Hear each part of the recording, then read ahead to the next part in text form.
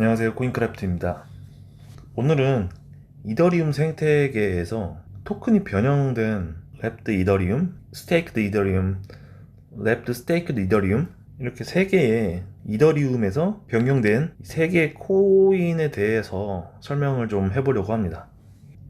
암호화폐 시세를 살펴보면은 보시는 것처럼 랭크 2위에 이더리움이 있죠. 그런데 여기 보시면 리도 스테이크드 이더라는 게 또 있어요. 그리고 랩드 스테이크드 이더라는 게 또 있죠. 그리고 랩드 이더리움이라는 게 또 있어요.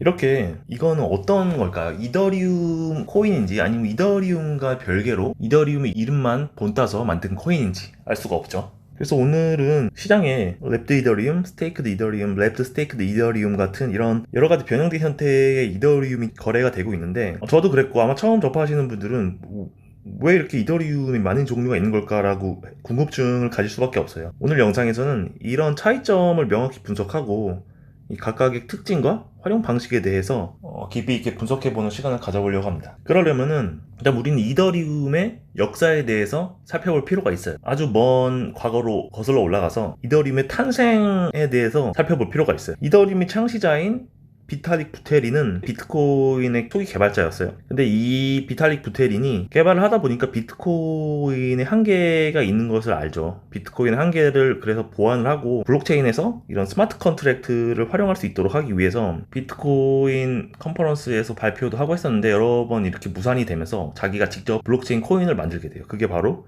2015년에 이더리움이라는 코인으로 나오게 되죠. 이더리움은 원래 비트코인하고는 다르게 단순한 이런 디지털 화폐가 아니라 블록체인 네트워크의 연료 역할을 하고 있다는 사실이에요. 이 스마트 컨트랙트라고 하는 코드를 실행시키기 위한 일종의 연산 비용이라고 할 수가 있습니다. 스마트 컨트랙트라는 것은 프로그램 코드인데요. 이것을 실행하기 위해서는 노드들이 연산을 수행해야 되는데 이런 모든 노드들이 너도 나도 다 연산을 다 수행하겠다고 다 나서면은 이런 네트워크 가부화 현상이 발생할 수밖에 없잖아요. 뭐 디도스 공격이라든지 이런 스팸 공격 같은 네트워크 공격이 발생할 위험이 있기 때문에 이것을 방지하기 위해서 일종의 코드를 실행시키기 위한 수수료를 만드는 거예요. 근데 그 수수료가 바로 이더리움이라는 거죠. 시간이 이제 조금 흘러서 여러 가지 이제 토큰들을 개발자들이 이더리움을 통해서 여러 가지 토큰을 만들게 돼요. 코인 저 코인을 막 이더리움 복사해가지고 만들기 시작하는데 이 초창기에는 이런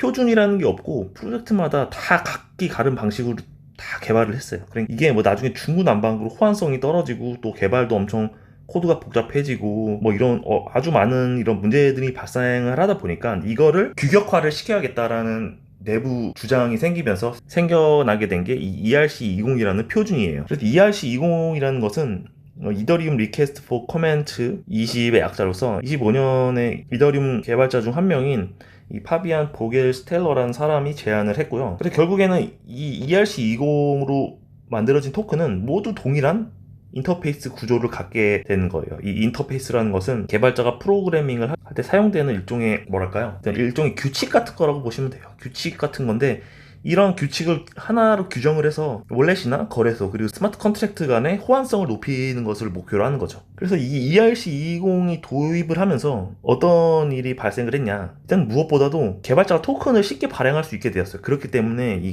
ICO라는 이니셜 코인 오퍼링이라고 하는 이 코인 발행하는 이런 것들이 엄청나게 많이 발생을 하죠. 그러니까 지금 시중에 나와 있는 알트코인이 결국에는 이 이더리움 때문에 이렇게 많은 알트코인들이 나온 거라고 해도 과언이 아닐 정도로 그때 많은 코인들이 시장에 쏟아져 나왔죠. 그리고 이런 통일된 규격 덕분에 이런 월렛이나 거래소, 디앱에서 ERC20 토큰을 쉽게 지원할 수 있게 돼요.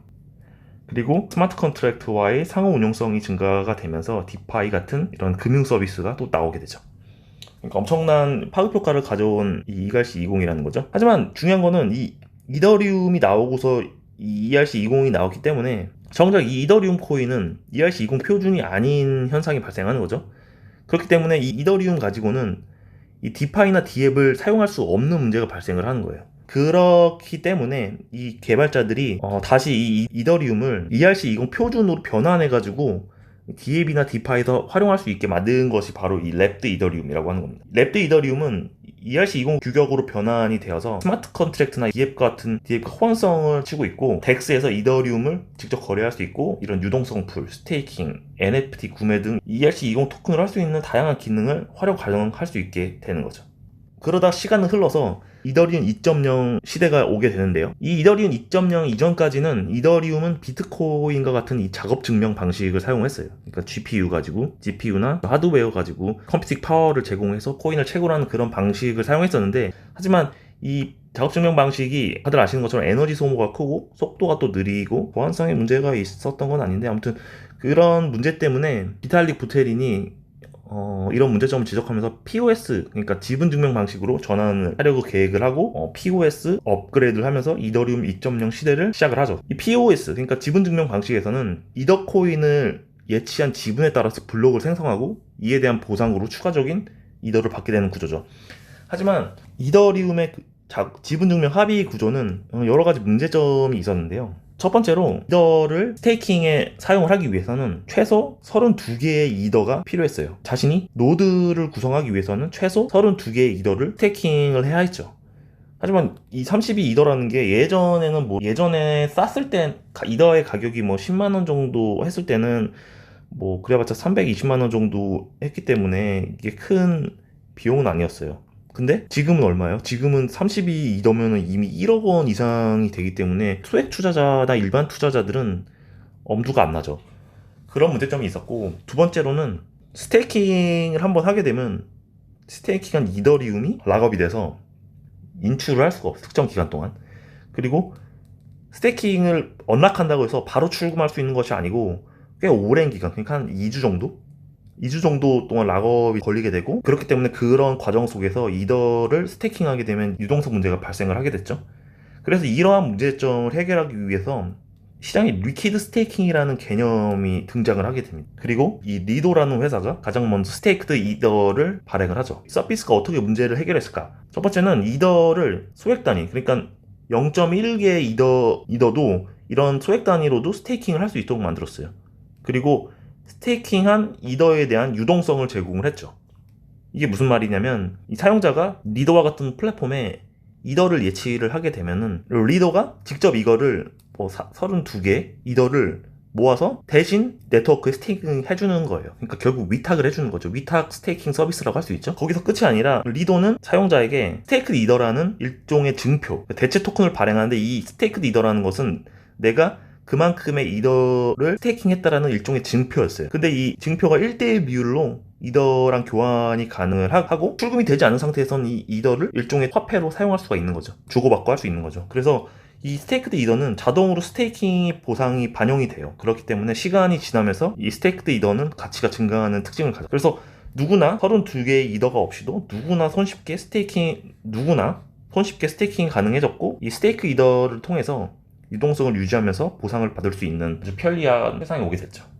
하지만 여기서 끝이 아니라 이 랩드 스테이크드 이더가 또 등장을 하게 되는데, 이것은 왜 필요하냐? 이 스테이크 이더는 보통 ERC20 토큰의 표준을 따르고 있기는 해요. 하지만 ERC20 토큰 같은 경우는 보상이 이루어지면서 잔액은 유지하는 특정을 가졌어요. 스테이크드 이더는 스마트 컨트랙트가 진행이 되면서 잔액이 자동으로 증가가 되는 이 리베이싱 방식을 사용을 해요. 이 리베이싱 방식은 크게 신경 안 쓰셔도 되는데, 이 잔액이 보상이 이루어지면서 자동으로 증가하는 방식이라는 거. 보통 일반적인 ERC20 토큰, 예를 들어서 테더나 다이나 링크 같은 이런 코인들은 잔액은 보상이 이루어져도 잔액은 유지가 되는 형태를 가지고 있죠. 그래서 사용자가 보유하고 있는 이 스테이크드 이더의 개수가 매일 보상만큼 자동으로 증가하는 거예요. 예를 들어서 10개의 스테이크드 이더를 보유하고 있다면 시간이 지나면서 10.02 그리고 10.05 등으로 이렇게 증가를 하는 거죠. 근데 이러한 시스템이 이 디파이 프로토콜에서 문제가 발생을 해요.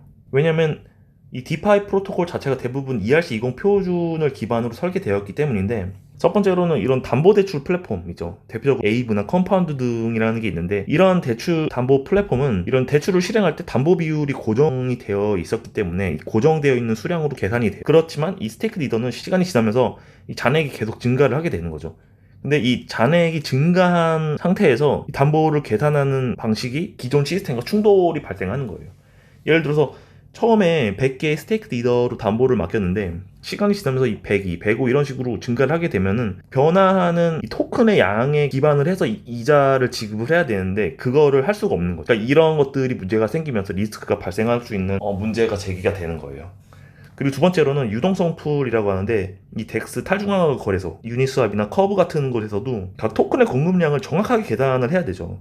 근데 이 스테이크 이더는 이 리베이싱 방식이기 때문에 시간이 지나면서 잔액이 변동돼요. 그렇기 때문에 마찬가지로 컨트랙트 풀 내에서 토큰 수량을 정확하게 추적을 할 수가 없는 거예요. 이런 유동성 풀에서도 가격 조정 알고리즘이 계속 오작동하는 일이 발생을 하죠. 그래서 많은 디파이 거래소에서 스테이크 이더를 거래를 금지하는 일이 발생하기도 했어요. 그리고 마찬가지로 이런 파생 상품, 즉 옵션이나 선물 등에서도 특정 수량 토큰을 기반으로 포지션을 설정을 하게 되는데 계속 잔액이 바뀌게 되는 것이 문제를 계속 일으키는 거죠. 그래서 이런 정확한 가격 평가나 마진 계산이 어려워집니다. 스테이크 이더를 ERC20 표준으로 변환해서 잔액을 고정시키고 가격이 변하도록 설계를 해요. 그것이 바로 랩드 스테이크드 이더죠. 이 디파이에서도 사용하기 훨씬 더 편해지는 결과를 낳죠. 결국 이더를 계속 더 잘 쓰기 위해서 더 다양하고 안전하게 사용하기 위해서 이런 여러 가지 버전이 만들어지게 된 것이고요. 이렇게 하면 디파이나 NFT 그리고 스테이킹 같은 여러 가지 서비스에 이더리움을 더 효과적으로 활용이 가능하게 되는 거죠. 정리를 해보면은 이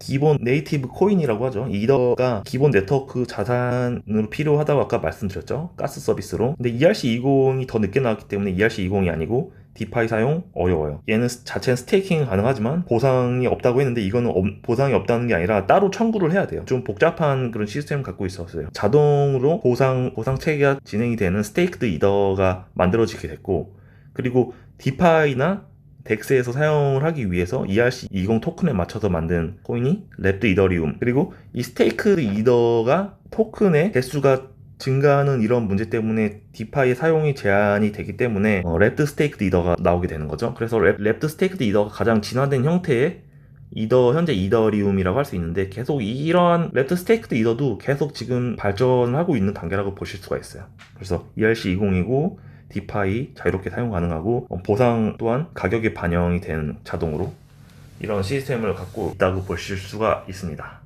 그래서 제가 조금 더 쉽게 이해하실 수 있게 비유를 간단히 해봤는데요.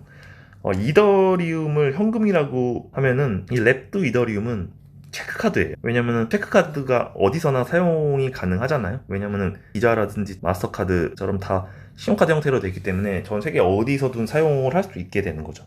근데 완벽하지 않아요. 완벽하지 않기 때문에 이 스테이크드 이더가 나왔는데, 이 스테이크드 이더는 이 은행에 있는 예금으로 보시면 돼요. 근데 예금인데 이자로 원금이 함께 늘어나고 있죠. 그런 특징이 있고, 이 랩드 스테이크드 이더는 더 개선된 형태인데 이 정기 예금 증서라고 할 수가 있어요. 잔액은 그대로고 이 예금 증서의 가치만 계속 올라가는 거라고 할 수가 있어요. 이렇게 여러분들이 생각했을 때 좀 부적절할 수도 있지만 저는 이렇게 간단하게 비교를 해봤고요. 이더리움은 계속 진화를 하고 있습니다. 여러 가지 문제점이 있지만 이러한 형태로 이더리움은 계속 진화를 하고 있고 계속 유망한 코인으로 발전을 해가고 있다는 점을 기억해 주셨으면 좋겠고요. 그래서 오늘 이더리움이 어떻게 변화하고 있는지를 간단하게 살펴봤고, 오늘 영상은 이만 마치도록 하겠습니다. 영상 유익하셨다면 좋아요, 구독 부탁드리겠고요. 다음 시간에 더 유익한 영상으로 찾아뵙도록 하겠습니다. 감사합니다.